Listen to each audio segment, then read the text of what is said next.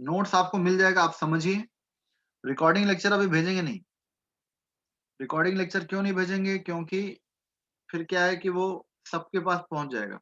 इसलिए बहुत ध्यान से समझिए, आप बहुत ध्यान से पढ़िए और नोट्स आपको मिल जाएगा। ठीक है, आप समझने के हिसाब से शॉर्ट नोट्स बना सकते हैं, शॉर्ट नोट्स, पूरा नहीं, क्योंकि जो भी डेफिनेशन वगैरह हम आपको भेज देंगे, डेली भेजेंगे। तो यूनिट का नाम है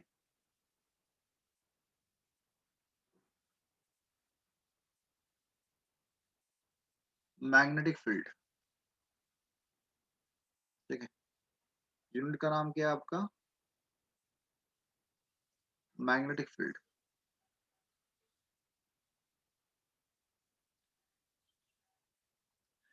ठीक है, तो सबसे पहले देखिए, आप जानते हैं क्या, इन 1820, ठीक है 1820 में एक डेनिश साइंटिस्ट थे जिनका नाम ऑरेस्टेड था। आप 10th क्लास में पढ़ चुके हैं। तो 1820 में, इन 1820, ठीक है, ऑरेस्टेड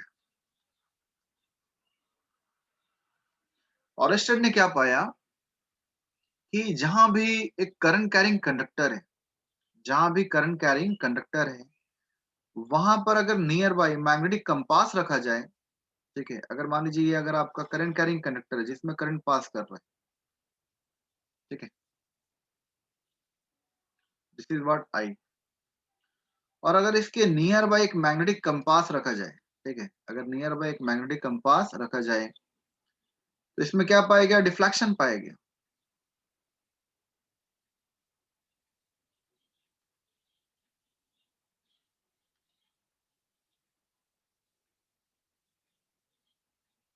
ठीक है, तो अगर एक करंट कैरिंग कंडक्टर है और इसके नियर बाय एक मैग्नेटिक कंपास रखा गया, तो due to the presence of magnetic field, due to the effect of magnetic field, इसमें डिफ्लेक्शन हुआ।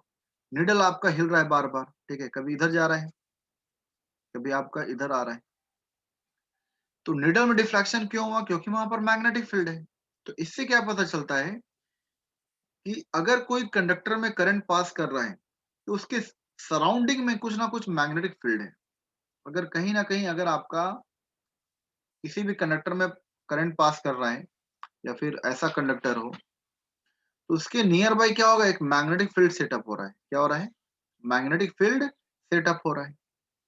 तो वो जो रीजन है, वो जो एरिया है surrounding the current carrying conductor, वो जो रीजन है, वो जो एरिया है surrounding the current carrying conductor, this area, this boundary, entire boundary is called what? Magnetic field. इसको हम लोग क्या बोलेंगे? Magnetic field. जिस तरह चार्ज है, अगर मान लीजिए कहीं प्लस क्यू है, ठीक है, कहीं आपका प्लस क्यू है, मान लीजिए यहाँ पर माइनस क्यू है, या फिर यहाँ पे प्लस क्यू है मान लीजिए, तो अभी यहाँ पर रिपल्शन नहीं हो रहा है, ये यहाँ पर फिर अट्रैक्शन नहीं हो रहा है, नेगेटिव और पॉजिटिव में। तो अट्रैक्शन या रिपल्शन क्यों नहीं हो रहा है? ठीक है, और कोई नहीं है ना, वही देख रहे थे बीच में। हाँ, तो यहाँ पर रिपल्शन या अट्रैक्शन क्यों नहीं हो रहा है? ठीक है, क्योंकि this charge is outside the region of magnetic field. This charge is outside the region of magnetic field, बहुत दूर है इलेक्ट्रिक फील्ड, इलेक्ट्रिक फील्ड के रीजन से बाहर है। पर अगर वो नजदीक कर दें, क्योंकि इसका रीजन मान लीजिए इलेक्ट्रिक फील्ड का यहाँ तक है, ठीक है, इलेक्ट्रिक फील्ड का रीजन यहाँ पर है, और वो चार्ज बाहर है। तो अगर ये हम चार्ज को अंदर कर दे, जैसे ये प्लस क्यू यहाँ पर आ गया, या फिर माइनस क्यू यहाँ पर आ गया, तो यहाँ पर क्या होगा? अब अट्रैक्शन होगा, या फिर ये रिपल्शन होगा। तो जब भी आपका दो चार्ज पार्टिकल, ठीक है, within the region of electric field होगा, तो वहां पर इफेक्ट होगा इलेक्ट्रोस्टैटिक का।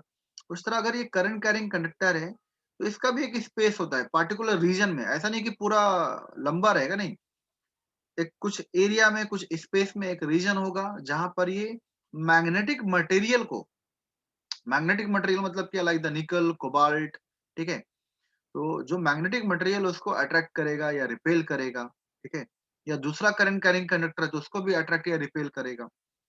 तो ये जो रीजन है, the region surrounding the current carrying conductor, where some magnetic properties can experimented, ठीक है, that region that area is called magnetic field. उस एरिया इस रीजन को क्या बोलेंगे, मैग्नेटिक फील्ड बोलेंगे, ठीक है। तो ये सबसे पहले किसने किया था, ऑरिस्टेड साहब ने, कि अगर करंट कैरिंग कंडक्टर है और मैग्नेटिक कंपास है तो मैग्नेटिक कंपास में डिफ्लेक्शन पाएगा। अच्छा, उन्होंने फिर एक और एक्सपेरिमेंट किया, क्या, उन्होंने करंट को इंक्रीज किया, उन्होंने द वैल्यू ऑफ करंट को इंक्रीज किया। अब जब करंट को उन्होंने इंक्रीज किया तो क्या पाया कि डिफ्लेक्शन बढ़ रहा है, deflection in the magnetic compass increases, deflection in magnetic compass,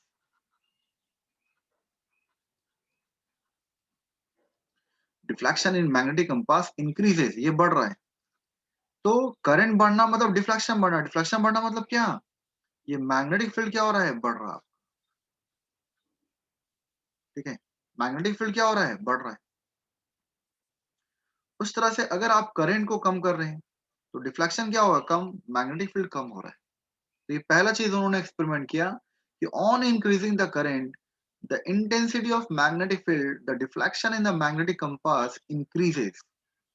दूसरा क्या किया, कि ये जो डिस्टेंस है लाइन ज्वाइनिंग द सेंटर, ठीक है, ये जो डिस्टेंस है आपका लाइन ज्वाइनिंग द सेंटर, मान लीजिए आर है,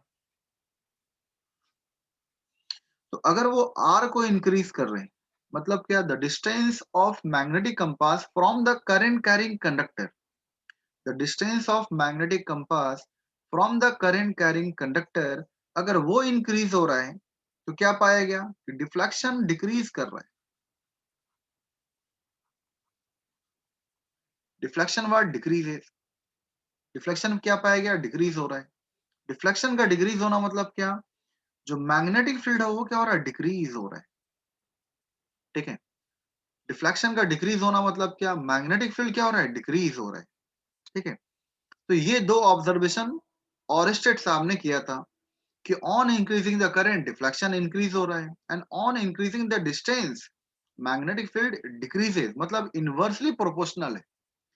पर मैथमेटिकल फॉर्मूला जो है ऑरिस्टेड साहब ने नहीं दिया था, जो मैग्नेटिक फील्ड का कोई भी जो मैथमेटिकल इक्वेशन है ऑरिस्टेड साहब ने नहीं किया था, बल्कि ये जो दो ऑब्जर्वेशन है बहुत ही इंपॉर्टेंट है, वो ये दो ऑब्जर्वेशन किए।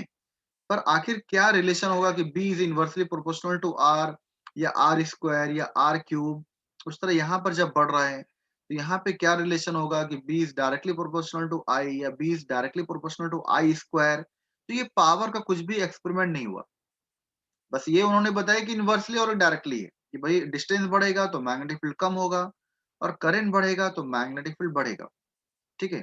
तो ये उन्होंने बताया। बाकी जो मैथमेटिकल रिलेशन किसने दिया, तो बायोट सवर्ट लॉ ने, ठीक है, बायोट सवर्ट लॉ ने। तो यहां तक अब हम लोगों ने क्या पढ़ा कि मैग्नेटिक फील्ड क्या होता है, the space around a current carrying conductor. एक तो मैग्नेट होता ही है कि अगर मानिए कहीं मैग्नेट है तो इसके चारों तरफ क्या होगा, एक मैग्नेटिक फील्ड का रीजन बनेगा जहां पर वो दूसरे मटेरियल को अट्रैक्ट कर सके, जैसे आयरन है, निकल है, कोबाल्ट है, उसको अट्रैक्ट कर सके। और दूसरा डिफिनेशन क्या है कि जहां भी करंट कैरिंग कंडक्टर है, ठीक है, तो उसके चारों तरफ भी एक एरिया बनेगा, स्पेस बनेगा, और वो भी मैग्नेटिक मटेरियल को अट्रैक्ट या रिपेल कर सकता है या दूसरे करंट कैरिंग कंडक्टर को अट्रैक्ट या रिपेल कर सकता है। इसका डेफिनेशन आपको भेज दिया जाएगा, ठीक है। तो अभी तक आपने पहला पेज में ये पढ़ा। दूसरा पेज में क्या है कि जो मैथमेटिकल इक्वेशन है, ठीक है, वो किसने दिया, तो उनका नाम था बायोट सवर्ट लॉ, ठीक है, बायोट सवर्ट लॉ। बहुत ही इंपॉर्टेंट रिलेशन है और इन्होंने मैथमेटिकल फॉर्मूला दिया।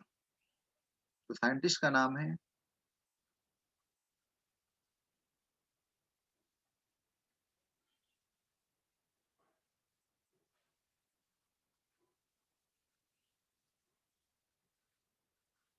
ठीक है, बायोट सवर्ट लॉ,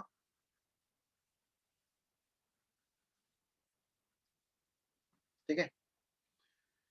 तो ये बायोट सवर्ट लॉ क्या है, देखिए उन्होंने क्या बताया कि अगर मान लीजिए कहीं करंट कैरिंग कंडक्टर, मान लीजिए करंट कैरिंग कंडक्टर आई, ठीक है, तो इसका कुछ लेंथ भी होगा, क्या होगा, length, total length. Total length मान लीजिए आपका, करंट को पहले यहां से हटाते हैं,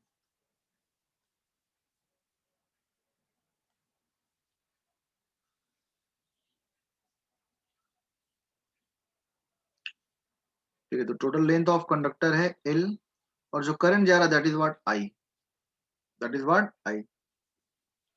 अब देखिए मान लीजिए आपका ऑब्जर्वेशन पॉइंट P है,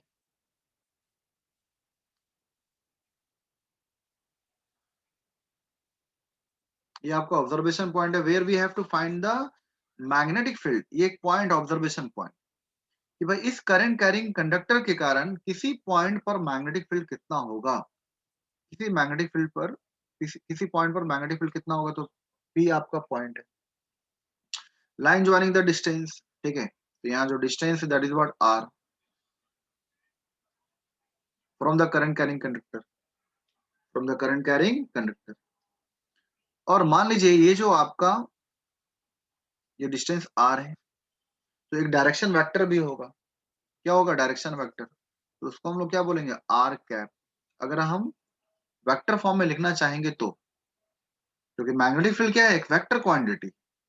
मैग्नेटिक फील्ड क्या है? Vector quantity. जिस तरह आपको पता है कि इलेक्ट्रिक फील्ड क्या होता है? पॉजिटिव से निकलता है और नेगेटिव में टर्मिनेट होगा। उस तरह हमेशा याद रखना है कि उस तरह मैग्नेटिक फील्ड भी नॉर्थ पोल से निकलेगा और साउथ में टर्मिनेट होगा। क्या होगा बताएंगे आगे अभी।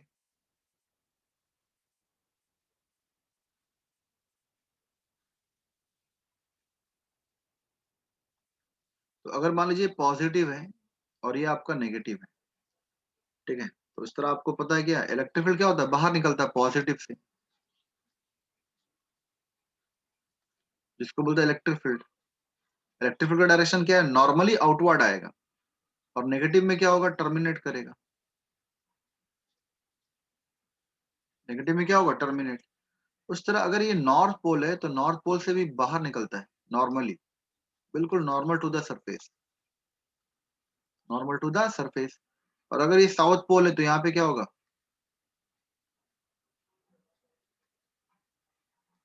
टर्मिनेट करेगा। क्या करेगा? टर्मिनेट। तो डायरेक्शन है, मैग्नेटिक फील्ड क्या है? एक वेक्टर क्वांटिटी। क्या है? एक वेक्टर क्वांटिटी। डायरेक्शन है इस पर। तो अब देखिए, सबसे पहले हम पूरे पूरे लेंथ के कारण नहीं निकालते हैं, हम क्या करते हैं? एक स्मॉल एलिमेंट लेते हैं। क्या लेते हैं? स्मॉल एलिमेंट, हम जिसको बोल रहे हैं डीएल। स्मॉल एलिमेंट के कारण इस ऑब्जर्वेशन पॉइंट पी पर कितना मैग्नेटिक फील्ड होगा। अब देखिए आपका मैग्नेटिक फील्ड में एंगल पर भी आएगा, तो करंट कैरिंग कंडक्टर और ऑब्जर्वेशन पॉइंट पर कितना एंगल है, तो वो भी हमको लेना पड़ेगा। अगर मेरा ये एलिमेंट है और एंगल कितना है, तो एंगल मेरा थीटा है। क्या है? थीटा। तो यहाँ पाया गया क्या? तो according to Biot Savart law, सबसे पहले उन्होंने बताया कि जो अगर स्मॉल एलिमेंट में जो करंट जा रहा है, तो magnetic field is what? Directly proportional to current. तो ये चीज ऑरस्टेड साहब ने बताया था कि भाई अगर करंट बढ़ेगा तो मैग्नेटिक फील्ड क्या होगा? बढ़ेगा। अगर करंट बढ़ेगा तो मैग्नेटिक फील्ड क्या होगा? बढ़ेगा, डिफ्लेक्शन बढ़ेगा। वही चीज यहाँ भी है। डीबी मतलब क्या? Due to small length magnetic field क्या है? स्मॉल रहेगा। अगर पूरा लेंथ लेंगे तो आपका मैग्नेटिक फील्ड भी क्या होगा? पूरा आएगा। बट अभी हम लोग स्मॉल एलिमेंटल लेंथ के कारण यहाँ पर ऑब्जर्वेशन पॉइंट पर मैग्नेटिक फील्ड निकाल रहे हैं। तो small magnetic field is denoted by B. हमेशा याद रखना है, magnetic field is denoted by B. हमेशा याद रखना आपको, जिस तरह इलेक्ट्रिक फील्ड को ई से डिनोट करते हैं, magnetic field is denoted by B. तो यहाँ पे dB is directly proportional to I आएगा। ठीक है, dB is directly proportional to I. Current बढ़ेगा तो मैग्नेटिक फील्ड बढ़ेगा। नोट्स मत बनाइए, शॉर्ट में कुछ लिखना है तो लिख सकते हैं, बाकी पूरा नोट्स हम भेजेंगे आपको। ठीक है, तो dB is directly proportional to I. फिर क्या पाया गया कि dB is directly proportional to length. जितना लेंथ बड़ा रहेगा उतना मैग्नेटिक फील्ड ज्यादा रहेगा। कैसे? समझिए, मान लीजिए कंडक्टर यहाँ पर है, भाई इसका मैग्नेटिक फील्ड कितना होगा? इतना होगा। जितना लेंथ है इसके चारों तरफ, क्या होगा? चारों तरफ। पर अगर आपका कंडक्टर इतना ये है, तो इसका एरिया क्या होगा? ज्यादा बड़ा होगा। मतलब ज्यादा दूर तक मैग्नेटिक इफेक्ट ये डाल सकता है। मैग्नेटिक इफेक्ट ऑफ करंट क्या होगा, ज्यादा दूर तक रहेगा। तो अगर लेंथ बड़ा कंडक्टर का, करंट कैरिंग कंडक्टर का साइज लेंथ बड़ा है, तो उसका चारों तरफ इफेक्ट क्या होगा करंट के द्वारा, ज्यादा होगा। और अगर लेंथ छोटा है तो इसका मैग्नेटिक फील्ड का जो एरिया है सराउंडिंग, जो इफेक्ट होगा मैग्नेटिक इफेक्ट ऑफ करंट का, वो क्या होगा, कम होगा। ठीक है, तो दूसरा फैक्टर ये। तीसरा फैक्टर कि magnetic field also depends upon, ठीक है, साइन थीटा। ये बहुत ही इंपॉर्टेंट है। और स्टेट साहब ने कुछ नहीं बताया, but the magnetic field between the current carrying conductor and the observation point also depends upon the sin of theta। जो एलिमेंट है और ये जो ऑब्जर्वेशन डिस्टेंस है, इसके बीच का एंगल, ये जो आपका डिस्टेंस है ये, और ये जो आपका करंट कैरिंग कंडक्टर का लेंथ है, उसके बीच का angle theta. And last Oersted साहब, बायोट सावर्ट ने बताया, according to Biot Savart law, कि magnetic field is inversely proportional to square of distance. Magnetic field is inversely proportional to square of distance. मतलब क्या, आप जितना दूर जाएंगे उतना मैग्नेटिक फील्ड कम होगा, और जितना मेरा ऑब्जर्वेशन पॉइंट नजदीक आएगा उतना करंट कैरिंग कंडक्टर के कारण इफेक्ट ज्यादा होगा। तो ऑरेस्टेड ने भी बताया था कि magnetic field is inversely proportional to distance, पर उन्होंने इक्वेशन नहीं बताया कि inversely proportional to square of distance. ठीक है, स्क्वायर ऑफ डिस्टेंस। अब देखिए, ये जहां भी आपको पता है कि जो भी physical quantity inversely proportional to square of distance होता है, उसे हम लोग वर्क एनर्जी पावर चैप्टर में हमने बताया था, उसे हम लोग कंजर्वेटिव बोलते हैं। क्या बोलते हैं, कंजर्वेटिव। तो आपको याद रखना है कि जो मैग्नेटिक फील्ड है, ठीक है,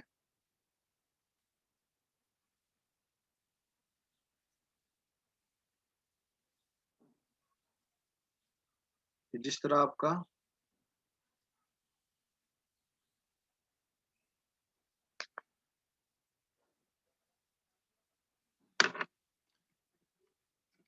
लाइक, ठीक है,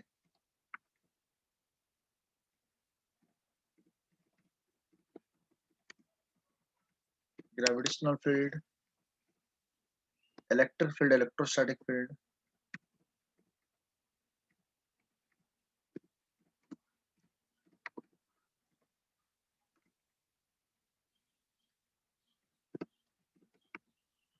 similarly magnetic field is also is also follow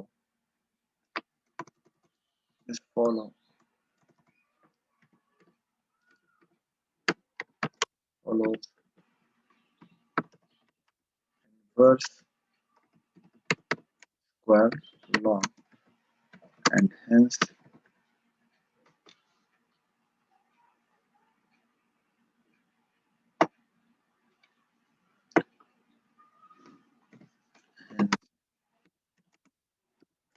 called conservative in nature।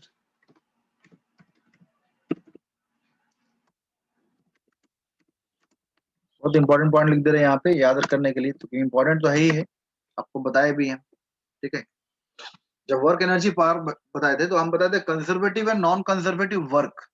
अगर आपको याद है तो conservative and non conservative work बहुत ही इंपॉर्टेंट कंसेप्ट है नीट के लिए, जेई के लिए।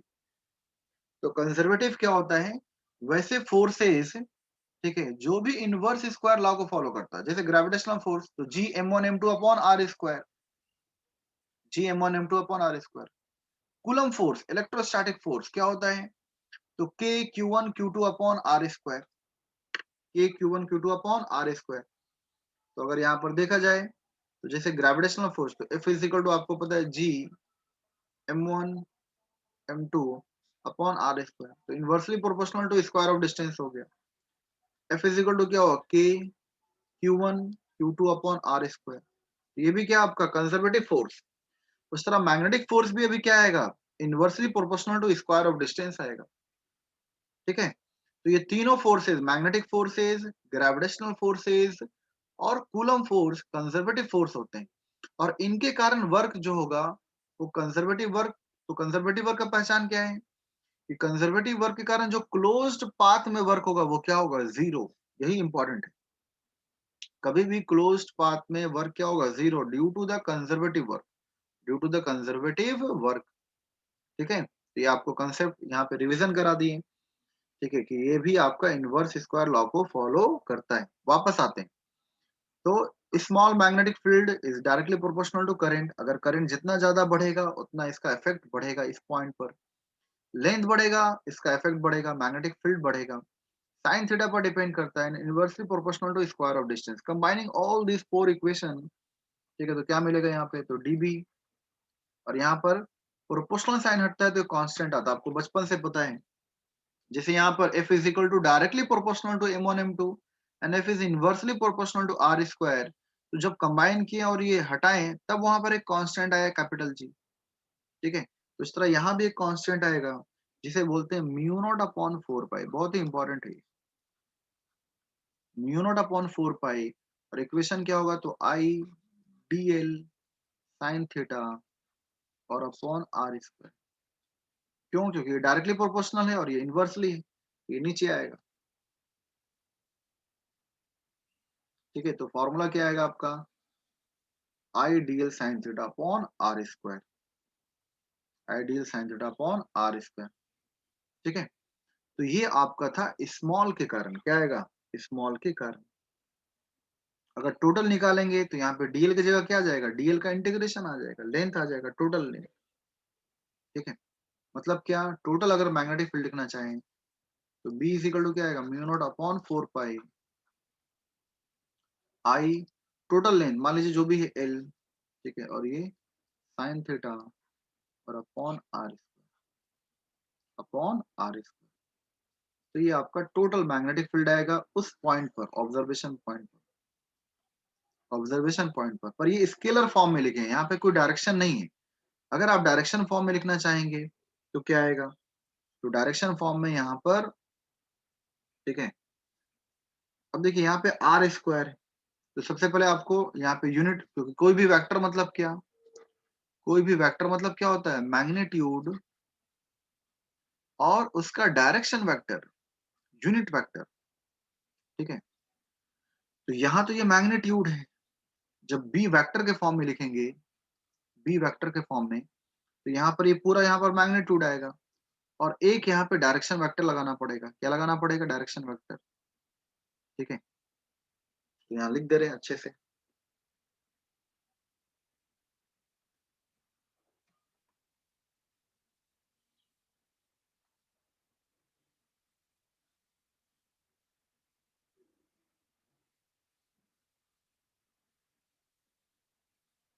ठीक है, तो अगर हम वेक्टर फॉर्म में लिखना चाहेंगे तो B vector is equal to, इसका जो मैग्नीट्यूड आपने लिखा इक्वेशन में, और एक डायरेक्शन वेक्टर देना होगा जिसको हम बोल रहे हैं आर कैप।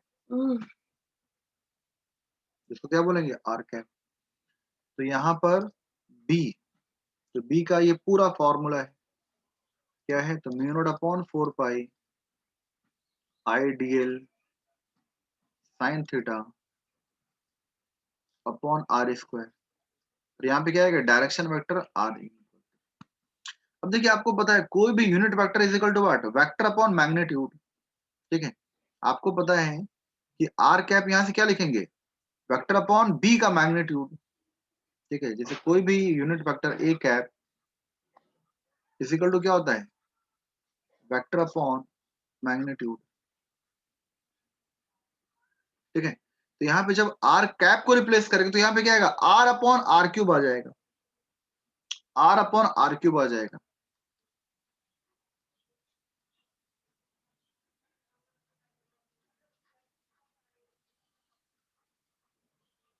समझिए यहाँ पे आर अपॉन, यहाँ पे क्या आएगा, आर क्यूब आ जाएगा। ठीक है, आर अपॉन आर क्यूब। अब देखिए यहाँ पे वेक्टर है आर। अभी जब साइन थीटा हटाएंगे, तो जब साइन थीटा हटेगा तो क्या आएगा, क्रॉस मल्टीप्लीकेशन। क्या आएगा, क्रॉस मल्टीप्लीकेशन आएगा। ठीक है, क्या आएगा, क्रॉस मल्टीप्लीकेशन। ठीक है, तो यहाँ पर क्या आएगा, क्रॉस मल्टीप्लीकेशन आएगा। हमेशा याद रखिएगा, अगर यहाँ पे cos थीटा होता तो क्या आता, डॉट मल्टीप्लीकेशन, पर यहाँ पर क्या आएगा, क्रॉस मल्टीप्लीकेशन। तो आई तो स्केलर है, तो total magnetic field is equal to what, ये डीबी ही लिख रहे हैं आप, क्या लिख रहे हैं, डीबी। क्या लिख रहे हैं आप, डीबी। डीबी के फॉर्म में लिख रहे हैं आप। क्यों? क्योंकि आप आईडीएल लिए हैं। क्या लिए हैं? आईडीएल लिए हैं। तो डीबी को वेक्टर फॉर्म में जब लिखेंगे तो डीबी का मैग्नीट्यूड और उसका डायरेक्शन वेक्टर। तो यहाँ पे डीबी को अगर वेक्टर फॉर्म में, एक्चुअल वेक्टर फॉर्म में लिखना है तो क्या लिखेंगे? वी नॉट अपॉन 4 पाई। ठीक है, आई बाहर जाएगा, स्केलर है। अब यहाँ डीएल साइन थीटा और ये है, यहाँ पे क्या लिखेंगे? डीएल क्रॉस, क्योंकि डीएल भी क्या है? वेक्टर है, स्ट्रेट लाइन है। ठीक है, बिल्कुल स्ट्रेट लाइन है।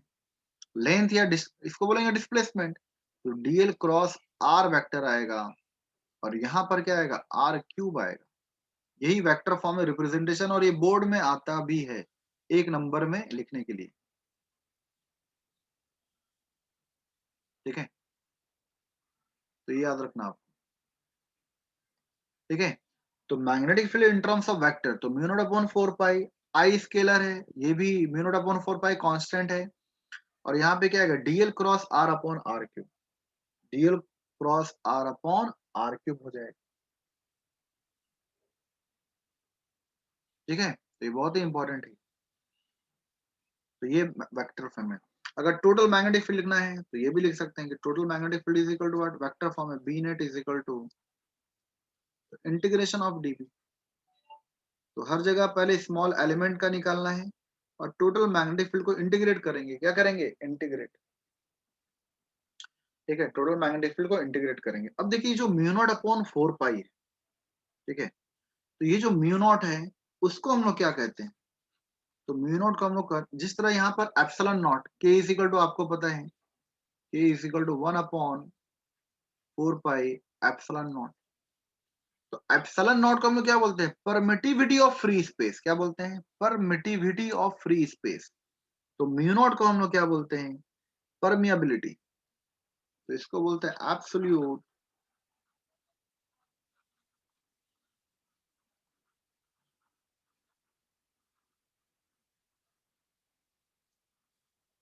Absolute permeability of free space.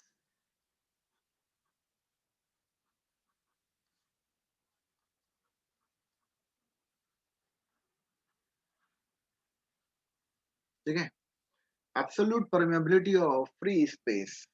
Absolute permeability of free space. ठीक है, तो ये आपका इंपॉर्टेंट है, ध्यान रखना है क्या है ये। ठीक है, तो बायोट सवर्ट लॉ क्या है? तो ये मैथमेटिकल इक्वेशन दिया किसका? मैग्नेटिक फील्ड का। क्या होता है? तो magnetic field is directly proportional to current. अगर करंट बढ़ेगा तो मैग्नेटिक फील्ड बढ़ेगा। तो ये ऑरस्टेड साहब ने बताया भैया। लेंथ बढ़ेगा तो उसका मैग्नेटिक फील्ड बढ़ेगा, जो चारों तरफ रीजन है वो बढ़ेगा लेंथ बढ़ने से। सही है। DB's were directly proportional to sine theta also. ठीक है, dB's were directly proportional to sine theta. Sine theta पर भी डिपेंड करता है, जो ऑरस्टेड साहब ने नहीं बताया था। And dB is inversely proportional to square of distance. ठीक है, कि अगर आपका डिस्टेंस बढ़ेगा तो मैग्नेटिक फील्ड क्या होगा? कम होगा। पर कैसे? तो इस inversely proportional to square of distance. ठीक है, मैग्नेटिक फील्ड का फॉर्मूला होता है, जब कंबाइन करेंगे तो कांस्टेंट आएगा म्यू नॉट अपॉन 4 पाई। तो म्यू नॉट को हम लोग बोलते हैं absolute permeability of free space. ठीक है, अब देखिए यहाँ पर ये जो म्यू नॉट अपॉन जो कांस्टेंट है, जिस तरह आपको पता है कि 1 upon 4 pi epsilon not Coulomb's constant, तो इसका पूरा वैल्यू होता है, क्या होता है? 9 इंटू 10⁹ और न्यूटन मीटर स्क्वायर पर कूलम स्क्वायर। आप पढ़ चुके हैं, पढ़ा चुके हैं आपको। ठीक है, और एप्सिलॉन नॉट का वैल्यू क्या होता है? सिर्फ एप्सिलॉन नॉट का, तो ये वैल्यू होता है 8.85 into 10⁻⁻12 coulomb square newton inverse metre का पावर -2। ये वैल्यू होता है एप्सिलॉन नॉट का, परमिटिविटी ऑफ फ्री स्पेस का। तो उस तरह यहाँ जो कांस्टेंट है उसका भी वैल्यू होता है म्यू नॉट अपॉन 4 पाई का। तो म्यू नॉट अपॉन 4 पाई का वैल्यू क्या होता है? तो जो कांस्टेंट है उसका वैल्यू आपको याद रखना है, और ये एक्सपेरिमेंटल है, ऐसा नहीं कि इसका कोई डेरिवेशन है। जो साइंटिस्ट ने जब आपका पूरा बायोट सावर्ट ने जो पूरा मैथमेटिकल इक्वेशन दिया, तो वहीं से ये आपका एक्सपेरिमेंटल वैल्यू आया कि म्यू नॉट अपॉन 4 पाई का वैल्यू क्या होगा? तो 10⁻⁻7। 10⁻⁻7 यूनिट क्या होगा? तो यूनिट होता है टेस्ला मीटर एम्पियर इनवर्स। क्या होता है? Tesla metre ampere inverse. कैसे आया? तो यहाँ देखिए हर कुछ का रीजन है। आपने देखा क्या कि B is equal to what, mu naught upon 4 pi I D L sine theta upon R square. ठीक है, तो B का यूनिट होता है टेस्ला। क्या होता है? Tesla. Tesla is the SI unit of magnetic field. जिस तरह चार्ज का होता है कूलम, जिस तरह फोर्स का होता है न्यूटन, जिस तरह टाइम का होता है सेकंड, जिस तरह मास का होता है किलोग्राम केजी, उस तरह मैग्नेटिक फील्ड का एसआई यूनिट होता है टेस्ला। ठीक है, तो ये भी याद रखना आपको कि जो मैग्नेटिक फील्ड का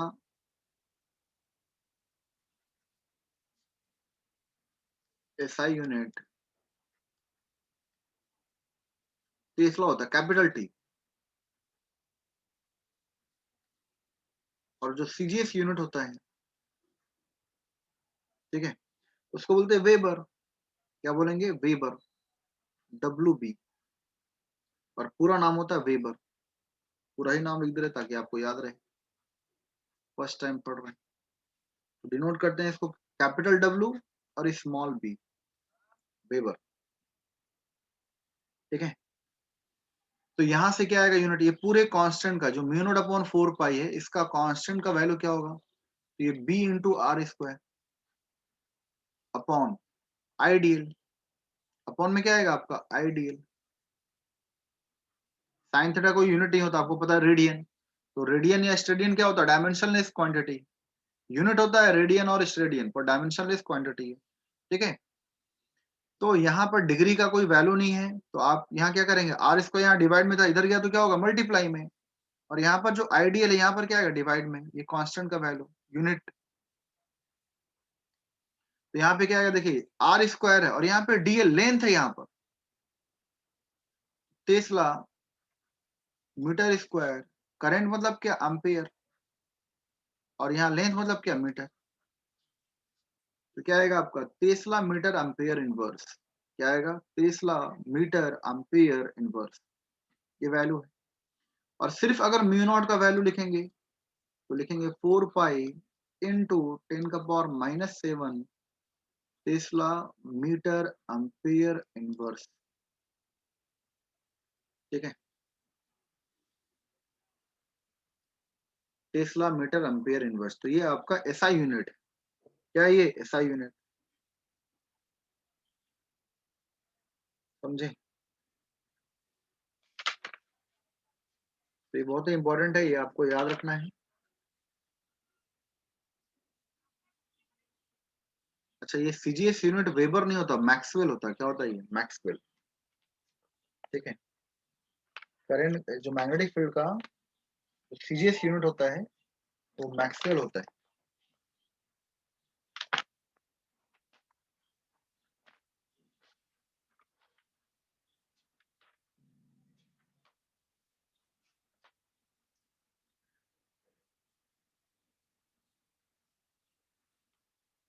ठीक है, तो यहाँ पर सही कर लेंगे। यहाँ पे वेबर क्या होता है? इलेक्ट्रोमैग्नेटिक इंडक्शन का यूनिट होता है, फ्लक्स का। तो यहाँ पर जो सीजीएस यूनिट है, तो एसआई में बोलते हैं टेस्ला। ठीक है, एसआई में क्या होगा? टेस्ला। और सीजीएस में इसको बोलेंगे गॉस। ठीक है, क्या बोलते हैं? गॉस। गॉस मतलब क्या? Capital G. मैग्नेटिक फील्ड को एसआई यूनिट में क्या बोलेंगे? टेस्ला। ठीक है, क्या बोलेंगे? टेस्ला। और सीजीएस में क्या बोलते हैं? Gauss, capital G. क्या बोलते हैं? जो वेबर है वो क्या होता है? फ्लक्स का unit. Phi is equal to B into area. आगे पढ़ेंगे आप। तो जो फ्लक्स का यूनिट होता है वेबर होता है। जो आपका फ्लक्स का यूनिट होता है वो वेबर होता है। और फ्लक्स का सीजीएस यूनिट क्या होता है? मैक्सवेल। क्या होता है? मैक्सवेल। तो ये बताएंगे आपको जब इलेक्ट्रोमैग्नेटिक इंडक्शन पढ़ाएंगे, तो बताएंगे कि फ्लक्स का एसआई यूनिट वेबर है और फ्लक्स का सीजीएस है मैक्सवेल। और मैग्नेटिक फील्ड का एसआई टेस्ला है और सीजीएस है गॉस। अच्छा, इनके बीच का रिलेशन भी होता है, वो भी जान लीजिए कि one tesla is equal to 10 का पावर 4 गॉस। अगर कोई आपसे पूछे, ऐसे तो ये कुछ काम का है नहीं, पर आपको याद रखना है। जिस तरह आप सब जानते हैं कि 1 न्यूटन इज इक्वल टू 10 का power 5 dyne, 1 joule is equal to 10 का पावर 7 अर्ग। तो इस तरह ये भी रिलेशन है कि जो एसआई और सीजीएस में क्या रिलेशन है, तो 1 tesla is equal to 10 to the power 4 gauss. ठीक है, 10 टू द पावर 4 गॉस। तो ये आपको याद रखना है। ठीक है, तो ये था वैल्यू किसका, म्यू नॉट का और आपका ये। अब देखिए बहुत इंपॉर्टेंट एक डिस्कशन कर रहे हैं हम कि बायोट सवर्ट ने ऑरेस्टन ने बताया कि ठीक है भाई,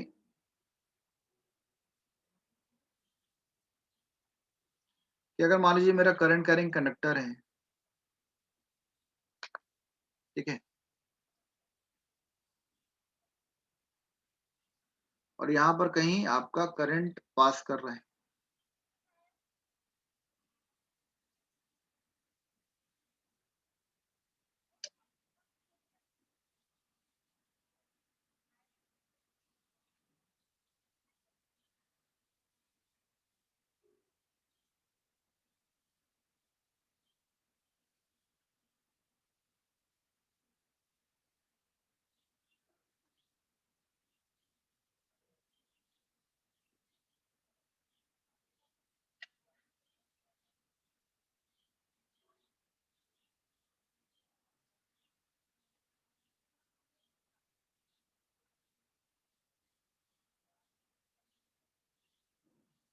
तो ये भी सब करंट कैरिंग कंडक्टर बना रहे हैं।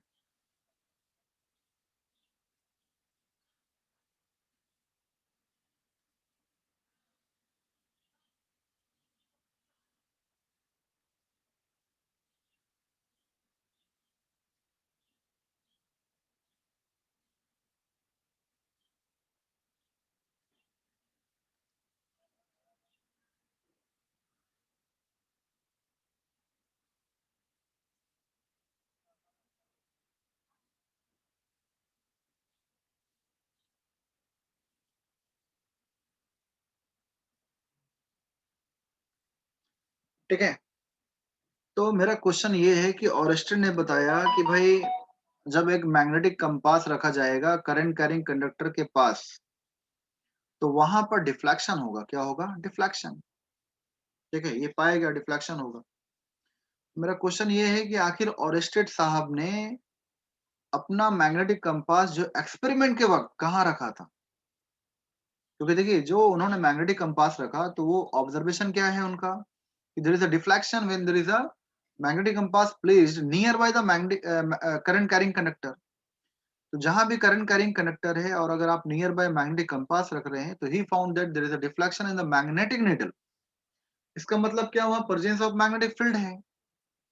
ठीक है, वहां पर प्रेजेंस ऑफ मैग्नेटिक फील्ड है। तो आखिर ऑरेस्टेड ने मैग्नेटिक कंपास को कहां पे रखा था? बिल्कुल सामने या बिल्कुल पीछे या कुछ एंगल पे या 90 डिग्री में, कुछ भी। तो आखिर उन्होंने मैग्नेटिक कंपास को कहां पर रखा था? ठीक है, मैग्नेटिक कंपास को उन्होंने कहां पर रखा था बताइए।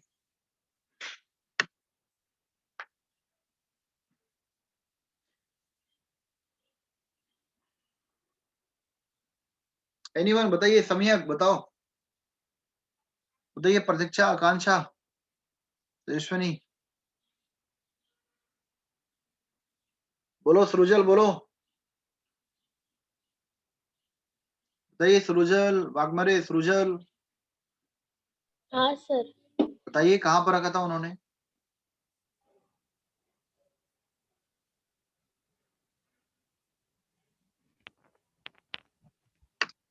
बताओ आकांक्षा, बताओ। आकांक्षा जागी कि सोई हुई है? आकांक्षा जागी है कि सोई हुई है आप? सर हूँ ना।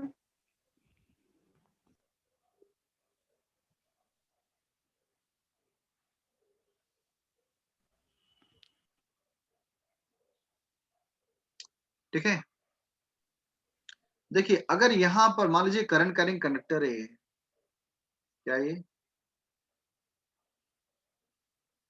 यहाँ से करंट पास कर रहा है, करंट आपका जा रहा है, और बिल्कुल मैग्नेटिक कंपास यहाँ सामने है, तो इसका एंगल क्या होगा? Theta is equal to what? 0 degree. और थीटा किसके बीच दिखना आपको? ठीक है, थीटा किसके बीच देखना है? जो मेरा ऑब्जर्वेशन पॉइंट है और जो मेरा ये है लेंथ, क्योंकि एंगल किसके बीच बनाया आपका फॉर्मूला क्या है? तो डीएल क्रॉस और ये आर, जब ये हटेगा तब क्या आएगा? आर डीएल साइन थीटा आ जाएगा। क्योंकि यहाँ पे क्रॉस मल्टीप्लिकेशन, क्रॉस प्रोडक्ट, तो आपको वेक्टर किसके बीच देखना है, जो आईडीएल वाला पार्ट था, आईडीएल क्रॉस आर। तो जो करंट का एलिमेंट है, ठीक है, ओरिएंटेशन और जो डिस्टेंस है ऑब्जर्वेशन पॉइंट। अब देखिए जो लाइन ज्वाइनिंग द डिस्टेंस लेंगे, अगर आर वेक्टर लेंगे हम, डिस्प्लेसमेंट स्ट्रेट लाइन लेंगे कि मेरा ऑब्जर्वेशन पॉइंट ये है मेरा, तो इसके सेंटर से लेकर ये जो भी आपका डिस्टेंस आर है, और करंट जो एलिमेंट है जहां से करंट पास कर रहा है, तो करंट का डायरेक्शन भी क्या इधर है, जो करंट जिस एलिमेंट में पास कर रहा है उसका डायरेक्शन क्या ये है, ठीक है। तो जो मेरा डीएल रहेगा, डीएल का डायरेक्शन भी क्या होगा, इधर होगा। आइडियल मतलब जो एलिमेंट में करंट पास कर रहा है वो भी इधर जा रहा है, और मैग्नेटिक कंपास बिल्कुल सामने है। तो जब थीटा जीरो मतलब क्या, साइन जीरो होगा। और मेरा फॉर्मूला क्या है, B is equal to what, mu naught upon 4 pi IDL sine theta upon R square. तो जब साइन जीरो, तो मैग्नेटिक फील्ड क्या होगा, जीरो। तो अगर आप कोई भी करंट कैरिंग कंडक्टर के बिल्कुल सामने मैग्नेटिक कंपास रख रहे हैं, तो वहां पर कोई भी डिफ्लेक्शन नहीं होगा, वहां पर कोई भी डिफ्लेक्शन आपका नहीं होगा। अगर आप यहां पर रख रहे हैं, तो करंट मान लीजिए यहां से करंट जा रहा है इधर, ये करंट का डायरेक्शन, ठीक है, आई। तो यहाँ पे जो आई डीएल है वो इधर है, ठीक है। डीएल मतलब क्या, हम हमेशा जो लेंथ का एलिमेंट लेंगे along the direction of current लेंगे हमेशा। आइडियल जो भी आप एलिमेंट लेंगे that is what, along the direction of current. तो डायरेक्शन ऑफ करंट मतलब डीएल मेरा यहाँ पर है लेंथ का, जो लेंथ का डायरेक्शन वेक्टर लेंगे अलोंग द करंट। पर जो मेरा आर है फ्रॉम द सेंटर, जो आर वेक्टर बनेगा line joining the centre to the observation point from the current carrying conductor, तो आर इधर आ रहा है, तो दोनों के बीच का एंगल क्या होगा, पाई।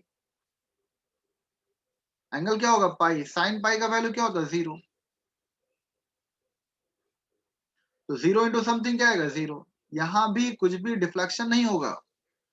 तो अगर आप ऐसा बोलते हैं कि नहीं भाई हम जहां भी मैग्नेटिक कंपास रखेंगे, ठीक है, with respect to current carrying conductor, तो वहां पे डिफ्लेक्शन हो, तो ये जरूरी नहीं। तो हमेशा याद रखना कि ऑरिस्टेड साहब ने जरूर मैग्नेटिक कंपास को बिल्कुल सामने या बिल्कुल पीछे नहीं रखा होगा, तभी यहाँ पर मैग्नेटिक फील्ड जो है यहाँ पर जीरो नहीं है, क्योंकि यहाँ तो जीरो होता और उनके एक्सपेरिमेंट में डिफ्लेक्शन आया था।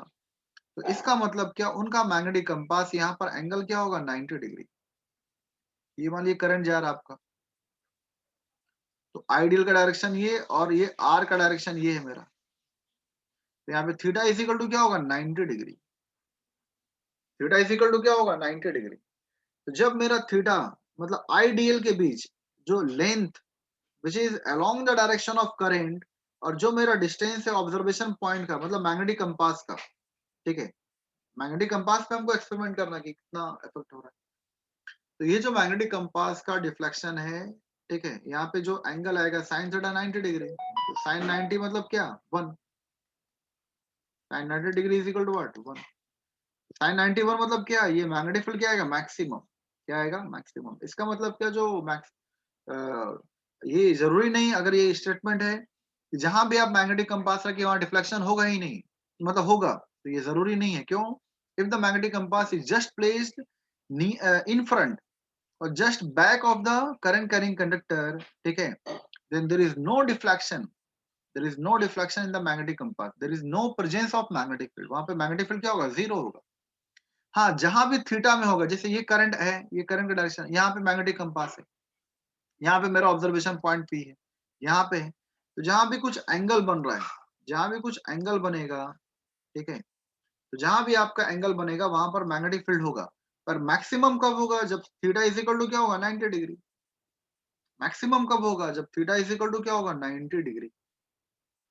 ठीक है, मैक्सिमम कब होगा, जब थीटा इज इक्वल टू क्या होगा, 90 डिग्री। ठीक है, समझ में आ रहा आप सभी को, बताइए।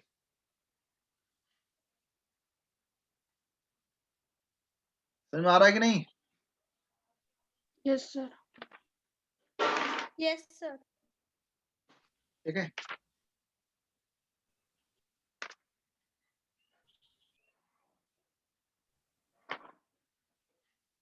अब देखिए अब देखिए असल में क्या है कि ये 45 मिनट्स, ये 1 घंटा का वीडियो हो गया है और ये वीडियो फिर 64 एमबी से ज़्यादा हो जाएगा। मान लीजिए कभी फ्यूचर में अगर हमको भेजना भी पड़े, तो ये फिर 64 एमबी से ज़्यादा हो जाएगा। इसलिए हम अभी यहाँ रोक रहे हैं। 856 ऐसे भी हो गया। तो आज का क्लास इतना ही रखिए, कल फिर हम लोग थोड़ा ज़्यादा पढ़ेंगे, ठीक है? ब्रेक करके। तो आज पहला दिन था, मैग्नेटिक फील्ड इतना ही पढ़िए। अभी हम नोट्स भेज रहे हैं और स्क्रीनशॉट भी भेज रहे हैं। तो आप इसको अच्छे से नोट्स बनाइए मैग्नेटिक फील्ड प्रॉपर वे में, ताकि बोर्ड और एंट्रेंस में आपका अच्छा हो, ठीक है? आप देखिएगा